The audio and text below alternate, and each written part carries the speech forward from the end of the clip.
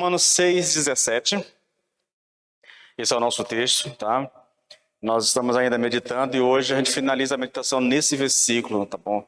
É incrível como um texto pequeno como esse aqui tem tantas lições para serem tiradas, queridos. Romanos 6,17 diz assim: mas graças a Deus que, tendo sido servos do pecado, obedecestes de coração à forma de doutrina a que fostes entregue. Pai, nós te louvamos, nós te bendizemos e te damos graça pelo privilégio, Senhor, de estarmos aqui. É realmente um privilégio, Senhor. É tremendo poder estar na tua presença e poder, Senhor, não apenas orar como nós fizemos aqui nessa uma hora que se passou, mas também, Senhor, é um privilégio podermos aprender a tua palavra, Senhor. A tua palavra é a verdade, está escrito, Senhor, e é uma verdade que nos liberta, que nos transforma.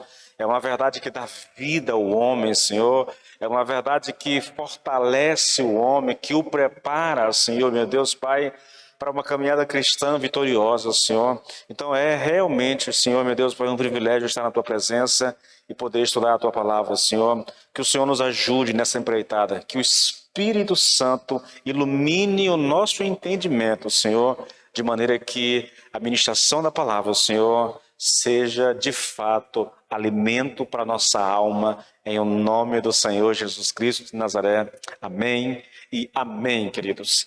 Eu vou fazer um pequeno resumo, tá, queridos, desse texto, e já eu sigo para a conclusão dele, tá bom? Nós começamos a ministrar esse texto já tem 2 semanas, então eu vou fazer só uma conclusão mesmo, pegando os tópicos principais para a gente poder chegar onde nós paramos na última vez e aí tentar encerrar isso hoje, tá bom? Olha, eu falei que esse texto ele é interpretado de forma equivocada, tá? Semana passada eu falei sobre isso. Então, só relembrando o conceito correto, a interpretação correta desse texto, porque o que nós fizemos aqui foi o seguinte: nós interpretamos corretamente o texto e aí depois nós passamos a fazer deduções do texto, tirando algumas lições de detalhes que está no texto, tá bom? Foi o que nós fizemos. Então, a interpretação correta aqui é a seguinte: Paulo está dizendo o seguinte: olha, dou graças a Deus porque vocês que no passado eram escravos do pecado, agora não são mais, mas obedecem de coração à forma de doutrinas que lhes foi entregue. Tá? Essa interpretação, querido. Paulo está dizendo assim: olha, dou graças a Deus porque libertos do pecado, vocês agora obedecem de coração à forma de doutrina que lhes foi entregue, tá bom? Bom, essa é a interpretação, e agora a gente vai fazer aqui algumas deduções. E eu vou recapitular primeiro algumas coisas, depois a gente segue com o nosso texto normalmente. A primeira dedução nós vamos fazer 3 deduções, tá? E essas deduções elas vão se subdividir em alguns subtópicos para poder facilitar o entendimento.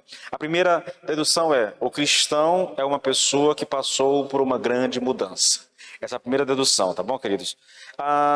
Paulo diz: tendo sido servos do pecado, né? Ou vocês eram escravos do pecado. Isso é uma verdade que era verdade a respeito deles, mas que não é mais, entendeu? Uma grande mudança ocorreu na vida desses cristãos, né? E a condição deles, que antes eram servos do pecado, agora eles não são mais, tá? Então houve realmente uma mudança tremenda na vida dessas pessoas. Não vou me ater a isso, só trabalhar essa questão com vocês. Bom, Paulo está dizendo aqui que houve uma mudança radical na vida daqueles irmãos romanos e ele está dando graças a Deus por essa mudança. Agora vamos falar um pouquinho sobre a grandeza dessa mudança. Recapitulando ainda, tá? A grandeza dessa mudança. Mais uma vez, vamos abusar esse versículo aqui, mas eu vou ler ele quantas vezes for necessário, tá? Mas graças a Deus que, tendo sido servos do pecado ou escravos do pecado, obedeceste de coração à forma de doutrina a que fostes entregue, né?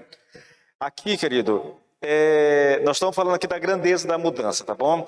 Aqui, essa mudança é uma mudança que alcança a vontade do ser humano, alcança as emoções do ser humano e alcança a mente do ser humano. Veja, ele diz, obedecestes. Essa palavra aqui diz respeito a uma mudança de vontade, entendeu? Houve uma mudança de vontade na vida daqueles irmãos. Antes, eles obedeciam ao pecado, eles serviam ao pecado, mas agora eles obedecem à palavra, obedecem a Deus. Então, houve uma mudança na vontade. A obedecer de coração. E esse de coração aqui é uma referência a uma mudança nas emoções dessas pessoas, tá bom?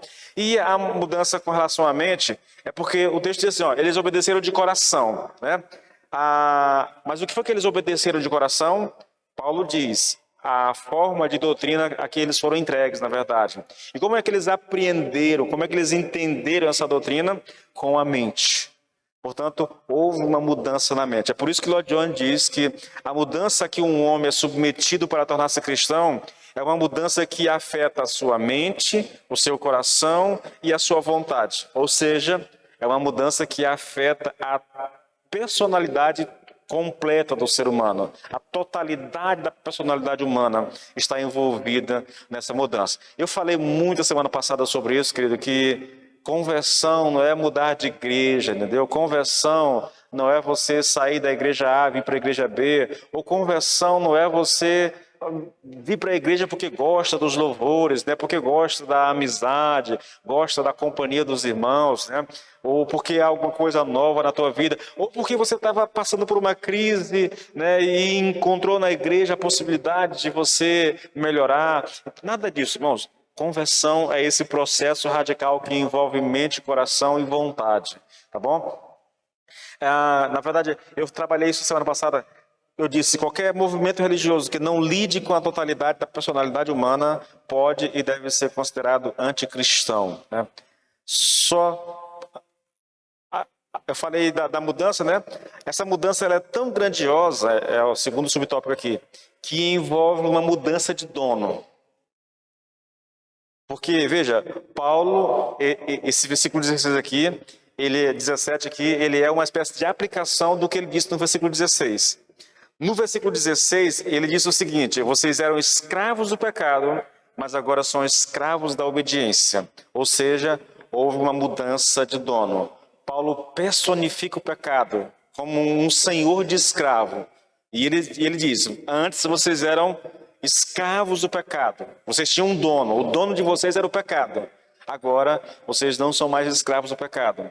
Agora vocês são escravos de Cristo. Vocês mudaram de dono. Tá? A grandeza dessa mudança é algo assim tão tremendo que envolve essa mudança. Bom, queridos, dentro disso aqui, eu disse que o homem por natureza, né, o homem antes de ser convertido e de se tornar cristão, ele é escravo do pecado. Essa mudança que eu falei agora há pouco, uma mudança de dono, diz que antes o homem era escravo do pecado. O pecado aqui é personificado e Paulo o apresenta como um senhor de escravos, entendeu? Então ele é o dono, o senhor, ele é o proprietário daquele que o serve, né? O escravo, o pecado é proprietário daquele que o serve. Só que o homem que está nessa condição, né, como servo do pecado, como escravo do pecado, querido, ele não pode se fazer crente, entendeu? Ele não pode se salvar, na verdade. Irmãos, isso é interessante.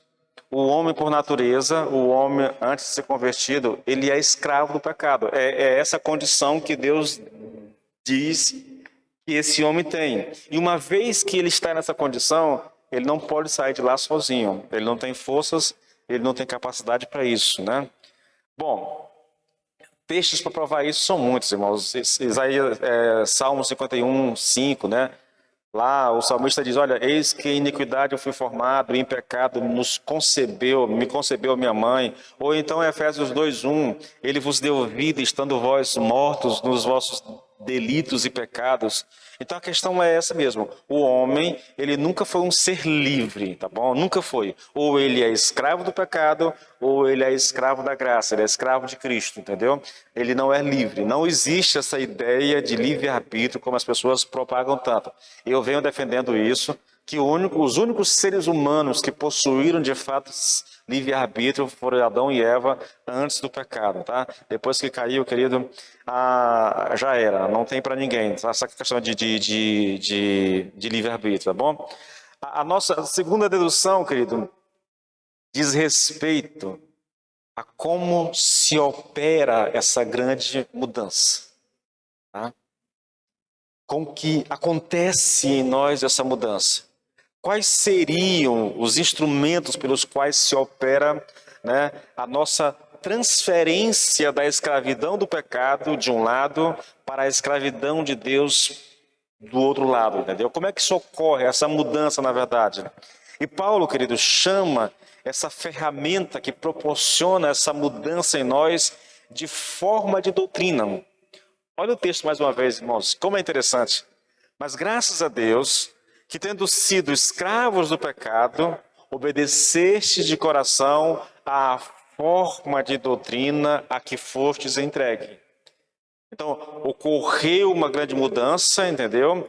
E agora aqui nós vamos ver como que foi, como é que ocorreu essa mudança na verdade, como que Deus fez isso em nós, qual foi a ferramenta que Deus utilizou para que houvesse essa mudança. E Paulo chama essa ferramenta de forma de doutrina, irmãos.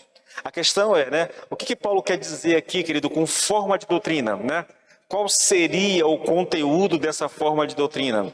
Bom, queridos, é interessante aqui, irmãos, é importante lembrar, eu disse isso na semana passada, que seja lá o que for essa forma de doutrina, e seja lá o que for o seu conteúdo, foi isso que tirou aqueles irmãos da igreja de Roma de debaixo da escravidão do pecado e os fez escravos de Deus, do Senhor Jesus Cristo, tá bom? Então, essa forma de doutrina, negativamente falando, querido, ela não é uma mensagem que fala apenas do perdão de pecado. Essa forma de doutrina é uma mensagem, a mensagem que foi pregada aos romanos, tá bom? E que, nós vamos falar disso daqui a pouquinho, tá bom? Mas que, eu não sei por que, querido, hoje, nas igrejas, na maioria das igrejas, não são todas, a gente tem que ser justo, né? As pessoas entendem isso como uma mensagem voltada apenas para o perdão de pecado. Tipo assim, tudo que nós pregamos hoje às pessoas é que elas se arrependam dos seus pecados porque Deus está disposto a perdoar. Não é que isso está errado, entendeu? Está incompleto. A mensagem não é só essa, né? Isso é parte da mensagem, querido. E não é nem o começo da mensagem, na verdade, é apenas parte da mensagem, entende? Bom, e isso leva Lloyd Jones a dizer uma coisa interessante. Ele diz que há pessoas que pensam que o perdão é a única mensagem da evangelização. Tudo que se faz na evangelização, dizem esses, é chamar as pessoas a que venham a Cristo e oferecer-lhe perdão. É convocá-las para que se decidam por Cristo. Na verdade, toda a mensagem evangelística que você ouve hoje, ela termina com esse apelo feito para que as pessoas aceitem Cristo, entendeu? Porque elas entendem que isso é a mensagem, é essa forma de doutrina, isso é a mensagem que pode dar salvação. Só que, muitas vezes, querido, e aqui eu falo por experiência própria, por conhecer, por estar muito tempo no Evangelho, muitas vezes essa mensagem evangelística, ela é uma mensagem incompleta, que diz respeito basicamente ao amor de Deus.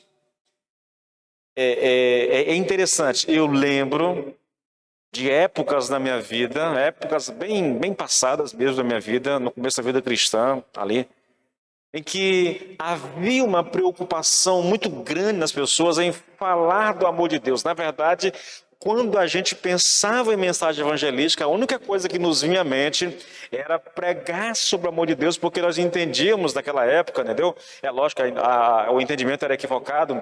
Nós entendíamos que as pessoas precisavam conhecer o amor de Deus e que se elas conhecessem o amor de Deus, elas se renderiam ao Senhor. Na verdade, isso não é bem assim, querido, né? Não estou dizendo que o amor de Deus não transforma as pessoas, mas o drama, sabe qual é? É que apresentar o amor de Deus sem apresentar o outro lado dessa mensagem é como você chegar para uma pessoa que não sabe que está doente e fazer a propaganda de um remédio, dizendo, olha, esse remédio vai te curar, esse remédio é a solução para a tua vida. A pessoa vai olhar para ti assim, mas que legal, mas eu não estou doente. Para que eu preciso do remédio? Então, dizer para alguém que Deus a ama, querido, muitas vezes não faz nenhum sentido. É lógico, se a pessoa está vivendo um tempo difícil, de crise, com sentimento de inferioridade, com sentimento de rejeição, essa coisa toda, isso pode até funcionar, entendeu? Mas, no geral, e os autores bíblicos não evangelizavam dessa forma, irmãos. Eu já vou falar sobre isso, tá bom? Bom, dito isso aqui, vamos falar um pouquinho sobre essa forma de doutrina. Porque a pergunta era essa a forma de doutrina que Paulo estava se referindo? Era essa a mensagem que Paulo estava se referindo aqui, quando ele fala forma de doutrina? De forma alguma, querido. A forma de doutrina que foi entregue a esses irmãos, na verdade, entendeu? Envolve toda a doutrina da salvação exposta por Paulo aqui nessa carta de Romanos. E eu quero fazer um apanhado para que você entenda, querido, o que é essa mensagem que eles chamam de forma de doutrina, entendeu? Que é a mensagem da evangelização, que é uma mensagem evangelística, que leva as pessoas a conhecerem a Cristo. Então, essa mensagem da evangelização, querido, é uma mensagem que parte do homem em pecado e debaixo da ira de um Deus santo. A mensagem começa assim. Irmãos, eu vou repetir isso aqui quantas vezes eu julgar necessário, querido. Romanos 1, 16, 17 e 18. Olha, eu estou falando dessa forma, essa mensagem, forma de doutrina que Paulo se refere aqui, entendeu? Porque não me envergonho do evangelho de Cristo, pois é o poder de Deus para a salvação de todo aquele que crê. Primeiro do judeu e também do grego. Porque nele, no evangelho, se descobre a justiça de Deus. Justiça de Deus aqui é a maneira como Deus salva o ser humano, tá bom? Então, porque no evangelho se descobre como Deus salva o ser humano, entendeu?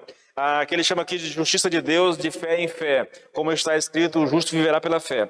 Agora vejam, você já conhece o discurso, mas eu vou repetir. Paulo escreve uma carta para falar da mensagem da salvação, da justificação pela fé. Ele está escrevendo para uma igreja que ele não conhece, que não foi ele que fundou. Então ele vai apresentar a mensagem que ele prega por onde ele anda, entendeu? Então ele anuncia aqui, versículo 16 e 17, ele anuncia a mensagem, ele vai falar sobre a justiça de Deus. Só que chovendo, graças a Deus. Só que antes de falar da justiça de Deus, antes de apresentar esse método de salvação de Deus, ele faz uma pausa e aí ele começa uma outra coisa. Versículo 18, irmãos. Porque do céu se manifesta a ira de Deus sobre toda a impiedade e injustiça dos homens que detêm a verdade pela injustiça. Então, antes de falar da justiça de Deus, do meio pelo qual Deus salva o ser humano, ele vai mostrar por que o ser humano precisa de salvação. Veja, querido, esse é o ponto essencial que eu julgo que muitos de nós na igreja hoje ou não sabemos ou evitamos, porque é uma mensagem dura e confrontadora, uma mensagem que realmente leva o homem a um confronto, entendeu? Porque Paulo vai mostrar que o homem, não importa se ele é ímpio, se ele é religioso, o homem por si só, ele está debaixo da ira de Deus e ele não pode fazer nada para se ajudar. É isso que Paulo vai fazer, tá? Irmãos, isso é muito claro, na verdade, querido. A mensagem da evangelização, ela começa com o homem debaixo da ira de Deus. Ele está condenado, sem esperança e sentenciado a uma eternidade de sofrimento. É assim que nós apresentamos o evangelho.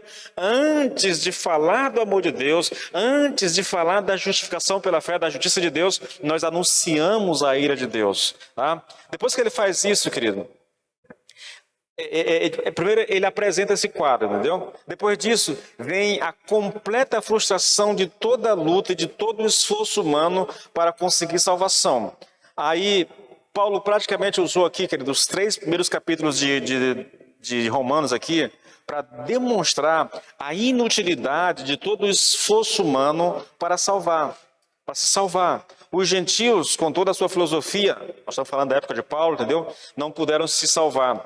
Os judeus, muito menos, entendeu? Embora se orgulhassem porque tinham a lei, né? Mas não alcançaram salvação. Por quê? Porque eles achavam que o conhecimento da lei podia salvá-los. Mas Paulo disse, se você conhece a lei, mas você não obedece à lei, você está tão perdido quanto o gentio, quanto o ímpio. Não adianta, entendeu? Então, ele trabalha esses 2 capítulos, 3 capítulos, para mostrar que tanto gentios como judeus, que era uma forma de se referir a toda a humanidade, estava debaixo da lei de Deus e não podia fazer nada para se ajudar, irmãos. E ele conclui isso nos textos, eu li isso hoje em casa de manhã. Irmãos, a conclusão de Paulo a respeito da situação do homem é um negócio assim aterrador mesmo. Olha, Romanos 3, do 9 até o 12. Eu vou ler devagarinho, olha só. Que se conclui, veja, ele está fechando a argumentação dele a respeito da condição do homem debaixo da lei de Deus. Que se conclui, na verdade? Temos nós alguma vantagem? Né? Não, de forma alguma, pois já temos demonstrado que todos, tanto judeus como gregos, estão debaixo do pecado, como está escrito. Aí ele passa a citar o Velho Testamento. Não há justo nenhum sequer. Ele está dizendo, não há nenhum justo, nem entre os gentios, nem entre os judeus. Não há quem entenda. Por mais que o judeu tenha a lei, eles não entendem. Não há quem busque a Deus. Ninguém busca a Deus. Pelo menos da forma como Deus quer ser buscado, porque os judeus buscavam a maneira deles, entendeu? Todos se desviaram e juntamente se tornaram inúteis. Não há quem faça o bem, não há nenhum sequer. Então está todo mundo sentenciado a viver eternamente no inferno. Essa é a mensagem do Evangelho, querido. Começa dessa forma. É quando o homem percebe, queridos, isso aqui é interessante. A gente não vê isso hoje. Se você pegar os escritos de 100, 200, 300 anos, aí pode voltar no passado aí, você vai ouvir falar de uma coisa chamada de a agonia. Eu vou dar um nome aqui que interpretando. A agonia da convicção que o pecado produz no homem, entendeu? Muitos daqueles homens, esse barulho é ruim, muitos daqueles homens, eles viviam debaixo de uma agonia, querido, da culpa do pecado, da certeza do inferno, que quase levava alguns deles à loucura, entendeu? À loucura. A convicção de pecado era uma coisa tão forte nele que eles quase enlouqueciam, até que conhecem a Cristo. Hoje não há isso no ser humano, entendeu? As nossas mensagens hoje não levam o homem a se sentir culpado diante de Deus. Primeiro porque nós não queremos que as pessoas se sintam culpadas diante de Deus, né? Nós falamos do amor de Deus, nós falamos que Deus é bom, nós falamos que Deus perdoa, nós falamos que Deus está interessado na nossa salvação. Tudo isso é verdade, mas nós omitimos a parte mais importante aqui, irmãos. Essa é a situação do homem, irmãos. O homem precisa entender, querido, que sem Cristo ele está sentenciado a uma eternidade de condenação, entendeu?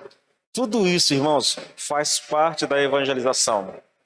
Lloyd Jones diz, a evangelização não consiste em contar histórias e brincar com as emoções dos ouvintes e depois pressioná-los para que, enfim, tome uma decisão sem que eles tenham um verdadeiro conhecimento do que estão fazendo. Não, a evangelização é esse delinear desta forma de doutrina, desta mensagem, desta verdade. É lógico. Agora veja, querido, esse é o quadro apresentado ao ser humano.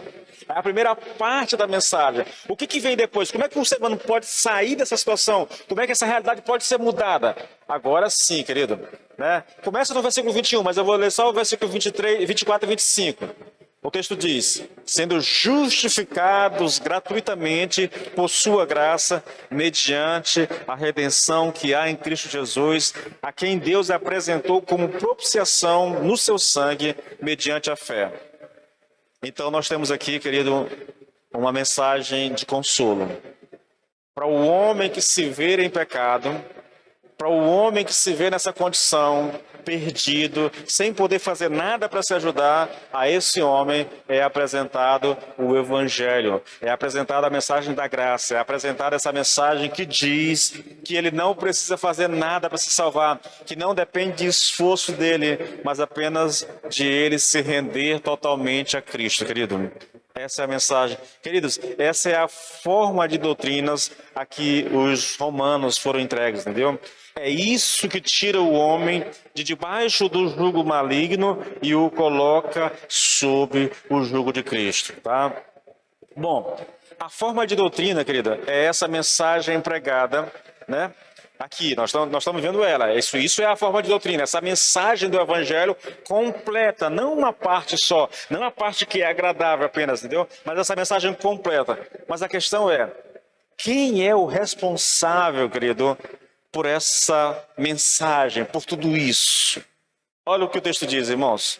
Mas graças a Deus, porque outrora escravos do pecado, contudo, viestes a obedecer de coração à forma de doutrina a que foram entregues, a que fostes entregues. Algumas traduções dizem assim: vocês obedeceram de coração à forma de doutrina que foram entregues a você. Não é isso que Paulo está dizendo, viu, querido? Não é isso. Mas, veja, as traduções. É por isso, irmãos, eu sou uma pessoa... Eu gosto muito de traduções das Escrituras, de versões da Bíblia. Inclusive, estou procurando uma agora e eu não consigo achar. É uma paráfrase de J.B. Phillips, né? Deixa eu tentar lembrar aqui Cartas às Igrejas Novas. Eu estou procurando esse negócio, eu não acho, nem em e-book, nem até no sebo eu já procurei e eu não consigo. Eu amo essas coisas. Agora, eu tenho consciência de que usar essas traduções, essas versões da Bíblia, requer um certo cuidado. Sabe por quê? Olha esse texto aqui. Eu estou citando aqui uma versão aqui da Bíblia, que, se eu não me engano, aqui é a Nova Bíblia Viva, que eu gosto muito, mas olha como ela coloca esse texto aqui, olha. Mas graças a Deus que vocês, embora antigamente tivessem escolhido ser escravos do pecado, agora obedecem de todo o coração ao ensino que Deus lhes entregou. Sabe o que esse versículo está propondo para nós aqui, querido? A interpretação que nos é proposta por esse versículo seria mais ou menos assim: olha, no passado vocês escolheram ser escravos do pecado, mas agora escolheram obedecer de todo o coração ao ensino que Deus lhes entregou. Isso não é verdade, irmãos. Não é isso que Paulo está ensinando aqui. Na verdade, isso não é ensinado em nenhum lugar da Bíblia, entendeu? Porque aqui nós vemos essa tradução, ela ressuscita o nosso livre-arbítrio. No passado, eu usei o meu livre-arbítrio para servir o pecado. Agora, eu usei o meu livre-arbítrio para recusar o pecado e obedecer a Deus, ao ensino de Deus. Então, sou eu que escolhi, sou eu que me coloquei debaixo do pecado, e sou eu que rejeitei o pecado e agora estou me colocando debaixo de Deus, da autoridade de Deus. Mas sou eu que estou escolhendo. Isso não existe, irmãos. Não é esse o ensino, querido. De forma alguma. O homem não é e nunca será o ator principal ou o autor principal nessa mudança de senhorio que ocorre, de servos do pecado, ou escravos do pecado, para escravos de Cristo, tá bom? Vamos tentar entender isso aqui, o que Paulo está ensinando? Primeiro, ele diz assim, olha, viestes a obedecer de coração à forma de doutrina a que fortes entregues. O que Paulo quer dizer com isso aqui, irmãos? Os estudiosos dizem, querido, que Paulo usa uma imagem com a intenção de esclarecer isso que ele está dizendo aqui. Vou ler a imagem que eles entendem que Paulo está transmitindo aqui. Olha só. Funciona mais ou menos assim, olha. Pense num grande molde. Eu vou tentar facilitar isso aqui para vocês. Eu trabalhei com cerâmica durante um bom tempo, né? Mas vamos usar uma imagem mais simples ainda. Quando a gente faz tijolo manualmente, nós temos a forma. que a gente coloca o barro mole para ele endurecer, entendeu? Quando ele está duro, a gente tira a forma e o tijolo fica ali no formato que a gente botou. Isso é, o molde é isso aqui, entendeu? Só que ele não está se referindo a tijolo, ele está se referindo a outra coisa, mas eu vou ler aqui. Mas é para você ter uma ideia do que ele está falando, tá? É isso que ele está colocando aqui para nós. Olha, pense num grande molde. Vem alguém e despeja um metal derretido no molde, assim como a gente coloca o barro mole na forma, entendeu? Pois, posto que o metal está derretido, toma a forma do molde, e assim que esfria, pode ser levantado em sua forma sólida. É a mesma ideia, só que invertendo aqui alguma coisa. A gente coloca o barro mole, espera ele secar. Quando ele está seco, a gente tira a forma e fica ali o tijolo, fica o molde que foi colocado ali, o molde que foi colocado, entendeu? Bom, essa imagem, tá? Terá exatamente a mesma forma do molde utilizado. Vocês, diz ele, que se tornaram crentes, foram totalmente entregues, né? Foram despejados nesse molde, né? Nessa forma de doutrina. Por isso vocês são o que são. A ideia aqui, querido, é que Deus nos colocou como barro mole nessa forma de doutrina. A forma de doutrina é o molde, e Deus nos colocou ali, entendeu? Por isso nós somos o que somos, na verdade. Essa é a ideia que está sendo ensinada aqui, irmãos. Não é que o homem escolheu servir, foi Deus que nos entregou, nos colocou dessa forma. A pergunta que surge imediatamente é: quem foi, né, que os entregou a essa forma de doutrina? Quem o despejou nessa forma de doutrina? Como pode um homem que é escravo de Satanás ser modelado por essa forma de doutrina? Quem pode colocá-lo nesse novo molde? E a resposta é Deus. Foi Deus quem fez. Por quê, irmãos? Porque o ser humano não pode fazer isso por si mesmo. Como aquela tradução lá sugere, é impossível, irmãos. O ser humano por si mesmo, ele não pode fazer ser cristão, ele não pode se salvar. É Deus quem faz isso conosco. Deixa eu te mostrar isso em outros lugares da Bíblia, tá bom? Efésios 2, a partir do versículo 1. Escute isso, querido. Ele vos deu vida, está falando de Deus. Paulo está escrevendo para a igreja de Efésio e para aquelas igrejas vizinhas ali, né? Essa é chamada de uma carta circular, dizem alguns estudiosos. A carta circular é uma carta que ele direciona para uma igreja, mas depois depois que aquela igreja lê, aquela carta sai circulando nas cidades vizinhas, né? Nas igrejas vizinhas. Então, Paulo está dizendo assim, olha, Deus deu vida a vocês, estando vocês mortos nos vossos delitos e pecados. Foi Deus quem fez. Vocês estavam mortos, vocês não podiam fazer nada para se ajudar. Se Deus não dá vida a vocês, vocês estão completamente perdidos, tá? Então, olha só, Ele vos deu vida, estando vós mortos nos vossos delitos e pecados, nos quais andaste outrora, segundo o curso desse mundo, segundo o príncipe da potestade do ar, do espírito que agora atua nos filhos da desobediência, entre os quais todos nós andamos outrora, segundo as inclinações da nossa carne, fazendo a vontade da carne e dos pensamentos. E éramos por natureza filhos da ira, como também os demais. Então, esse era o molde que nós estávamos, entendeu? A forma que nós estávamos antes que Deus nos desse vida. Tá? É essa forma do mundo, essa forma do diabo, essa forma da carne humana, entendeu?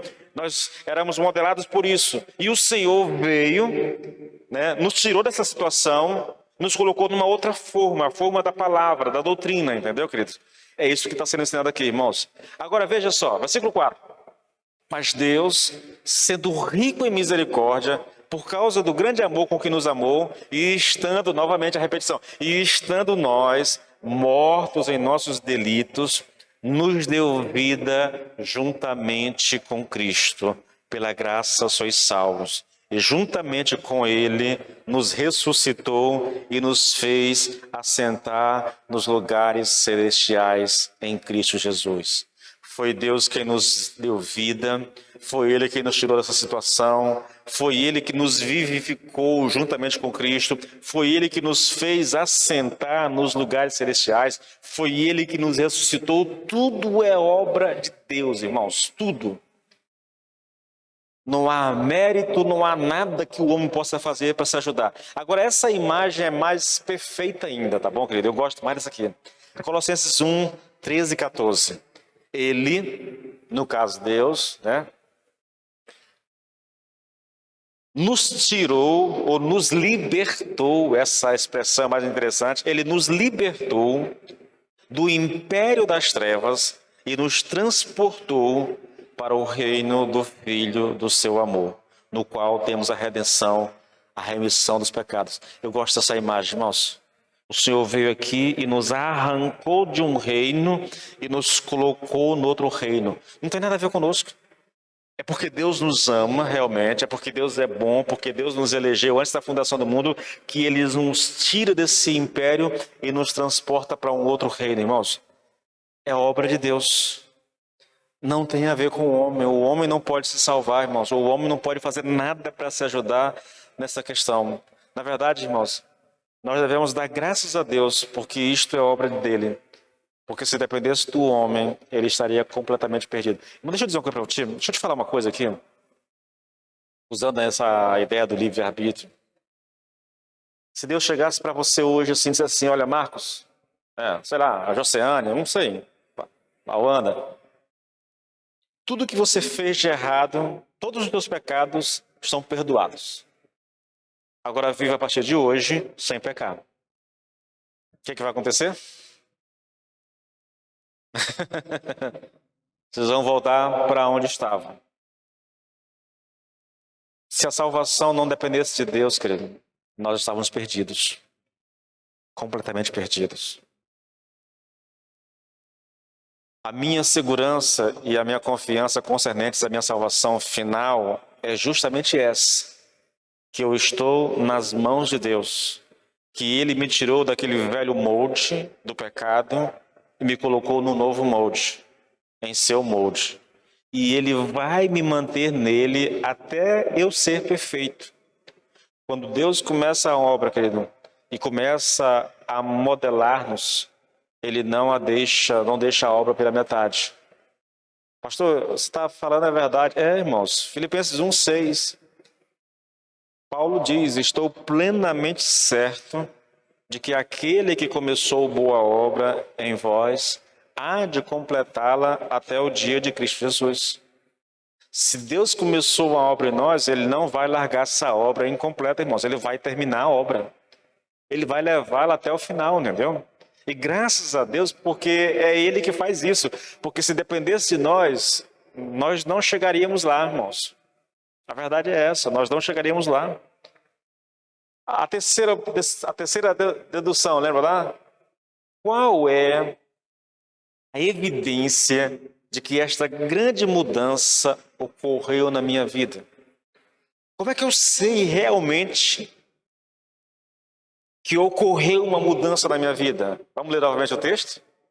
Mas graças a Deus, que tendo sido servos do pecado, obedecestes de coração à forma de doutrina a que fostes entregue, querido.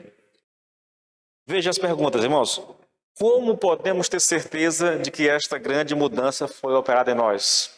Qual é a prova final de que fomos realmente colocados nesse molde, nessa forma de doutrina? E a resposta vem numa única palavra, irmãos. Obediência. Como é que eu sei que Deus começou uma obra em mim? Como é que eu sei que eu fui alcançado pelo Senhor? Obediência, querido.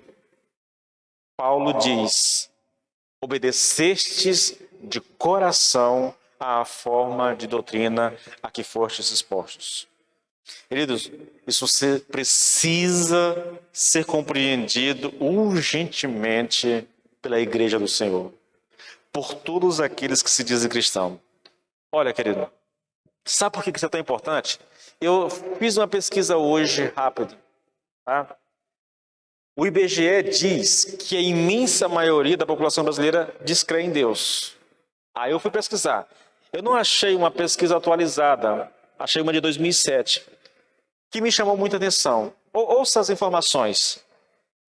Em maio de 2007, a Folha de São Paulo publicou uma matéria cujo título era o seguinte. A manchete era essa: 97% dizem acreditar totalmente na existência de Deus e 75% acreditam no diabo. Uma pesquisa foi feita e o resultado é que 97% da população brasileira acreditam totalmente na existência de Deus e 75% acreditam na existência do diabo. Agora, veja, também, de acordo com a matéria, 93% da população brasileira acredita que Jesus Cristo ressuscitou dos mortos depois de ter sido crucificado. 93%, irmãos, creem na ressurreição do Senhor Jesus Cristo. E 92% acreditam no Espírito Santo. Então, de acordo com essa pesquisa, o Brasil é um país completamente cristão. A gente deveria dar glória a Deus, mas só um pouquinho, irmãos. Não é bem assim. Eu vou te dar 2 dados aqui que parece contradizer completamente isso aqui. Imagine, 97% da população brasileira crê na existência de Deus, né? Então, isso é muito alto, irmãos. É muita gente crendo no Senhor. É muita gente crendo em Cristo, crendo que Ele morreu, que Ele ressuscitou. Porque a Bíblia diz que isso é o fator de salvação, tá? Agora, olha só.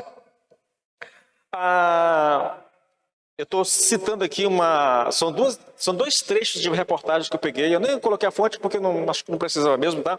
Olha só. Com as restrições e o isolamento social impostos pela pandemia de Covid, né, Covid-19, o número de casais que oficializaram a separação em cartórios bateu recorde em 2021. Um levantamento do Colégio Notarial do Brasil mostra que foram registrados 77.112 divórcios consensuais no ano passado. Isso significa basicamente 211 divórcios por dia, todo dia, entendeu? Mas 97% da população brasileira crê em Deus. 93% dizem que acreditam na ressurreição de Cristo. Parece que as informações não batem, irmãos. Escute isso. O número de mortes por causas violentas cresceu 81% em 2022, em relação ao mês de janeiro do ano passado.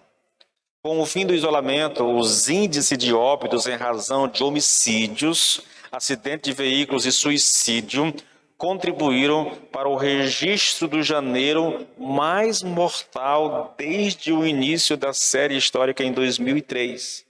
Os dados são dos cartórios de registro civil. Uma explosão de violência no Brasil, onde 93% das pessoas são: eu creio em Deus, mas não tenho nenhum problema de meter uma bala na tua cabeça para pegar o teu tênis. Entendeu? Loucura isso, irmãos. Loucura. Isso é contraditório, irmãos. O que tudo isso tem a ver com o que nós estamos estudando? Tudo, irmãos. Escute, essa é a parte mais interessante daquilo que nós estamos estudando aqui. Não adianta consentir intelectualmente com a fé cristã, irmãos. Pois o que caracteriza um homem verdadeiramente cristão é a obediência. Não adianta professar fé em Deus, em Jesus ou no Espírito Santo, se essa fé não for acompanhada de obediência. O que diz que eu sou crente verdadeiramente, querido, não é eu professar fé em Deus, não é eu falar que ama a Deus. O que realmente valida a minha confissão de fé é a obediência à palavra de Deus. Tiago 2,14, irmãos. Queridos irmãos, que proveito há se alguém disser que tem fé e não tiver obras? Acaso esse tipo de fé pode salvá-lo? O que valida, veja, irmãos, não é que Tiago está dizendo que você precisa de fé para ser salvo, não, mas o que valida a minha fé são as obras, entende? É o que valida. Jesus Cristo diz: nós conhecemos uma árvore pelo fruto que ela dá. É a mesma coisa. Você é crente, é um homem de Deus, é uma mulher de Deus, quais são os frutos que você está manifestando? Você é obediente à palavra? Se não é, querido, então não adianta professar a fé em Cristo. João 2, 1 João 2, 3 e 4. E como podemos ter certeza de que pertencemos a Deus? A resposta dura e seca, obedecendo aos seus mandamentos. Alguém poderá dizer: eu conheço a Deus, mas se não fizer o que Cristo manda, é um mentiroso e a verdade não está nele. O que caracteriza, irmãos, a nossa fé, o que caracteriza o que valida, vou usar essa expressão, o que valida a nossa confissão de fé é exatamente a obediência. Não adianta você concordar. Você crê que Jesus Cristo morreu? Eu creio. Creio que ele ressuscitou e foi para o céu? Eu creio. E daí? E daí? Se não houver obediência, essa tua crença não serve para absolutamente nada. Escute uma coisa, irmãos. Acho que é Tiago que diz que o diabo crer que treme. No entanto, não há obediência. Voltando aqui ao argumento de Paulo, irmãos, o que faz de um homem um cristão é a obediência, né? É a obediência. É a obediência a essa forma de doutrina que ele foi entregue, entendeu? Na verdade, todo o argumento de Paulo depende disso, irmãos. Todo o argumento. Imagine aqui se Paulo admitisse a ideia de que uma pessoa pode ser salva, entretanto, mesmo salva, ela poderia continuar pecando à vontade. Ou seja, tal pessoa não precisa se preocupar em obedecer a palavra de Deus, mas viver como bem quiser. Irmãos, se ele admitisse, se fosse possível, se Paulo ensinasse isso, querido, bom, a pergunta seria a seguinte: Paulo, então, por que você está escrevendo o que está escrevendo? Porque não há sentido nessa carta de Paulo aqui, irmãos, principalmente quando a gente chega a partir da segunda metade de Romanos 6, entendeu? 6, 7, 8, não há sentido nisso aqui se Paulo admitisse a ideia de que um crente pode viver da forma como bem quisesse. Não pode, irmãos. Somos filhos de Deus se nós obedecemos a Deus, irmãos. E eu quero resumir tudo isso aqui numa fala do Lloyd Jones, que ele diz o seguinte: a essência do pecado é a desobediência a Deus, né? A essência do pecado é essa desobediência a Deus, à sua palavra e ao método de Deus, aos caminhos de Deus. E, portanto, a essência do oposto, que é a fé, é a obediência a Deus. O cristão é alguém que obedece a Deus, irmãos. E como é que ele faz isso? Ele obedece a palavra, ele obedece o evangelho, ele obedece aquilo que Deus diz. E é isso que caracteriza um cristão. Irmãos, eu gostaria muito que isso ficasse claro para nós, claro. Porque a gente vive uma época, irmãos, onde as pessoas pensam que o simples fato de levantar uma mão, vir à frente, entendeu? Ou de falar que crê em Deus, que ama a Deus, elas acreditam que isso só é suficiente para a salvação. Não é, irmãos. A nossa fé, ela deve ser acompanhada por obras, por obras. As obras que nós praticamos, elas vão testificar a nossa fé. Fomos criados por Deus, nós somos feitura de Deus para a prática das boas obras. Quando Paulo diz lá em Efésios, né, que Deus nos escolheu, nos elegeu em Cristo Jesus antes da fundação do mundo, ele fez isso para que nós fôssemos santos e irrepreensíveis diante dele, irmão. Então, tudo na Bíblia, quando fala de eleição, a prova da eleição, querido, é exatamente as obras, entende? É a prática de obras, é essa resposta, na verdade. Nesse sentido aqui, obra é obediência, querido, é obedecer ao Evangelho, é obedecer à palavra de Deus, entendeu? É ajustar a sua vida àquilo que está escrito, irmãos. Eu sei que nem sempre, irmãos, a gente vai obedecer tudo ao pé da letra, mas deixa eu dizer uma coisa, eu acredito, irmãos, que nós pregamos isso bastante no capítulo 2, né?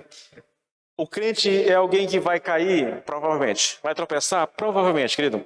Mas há no coração dele um desejo sincero e profundo de viver para o Senhor.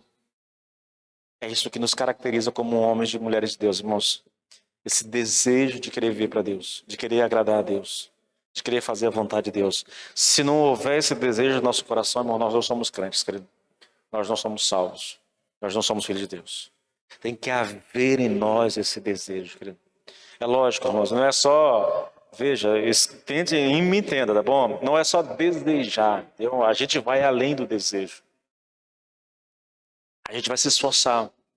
Nós vamos tentar obedecer aquilo que está ao nosso alcance, fazer, porque isso que nos caracteriza, irmãos, como cristãos.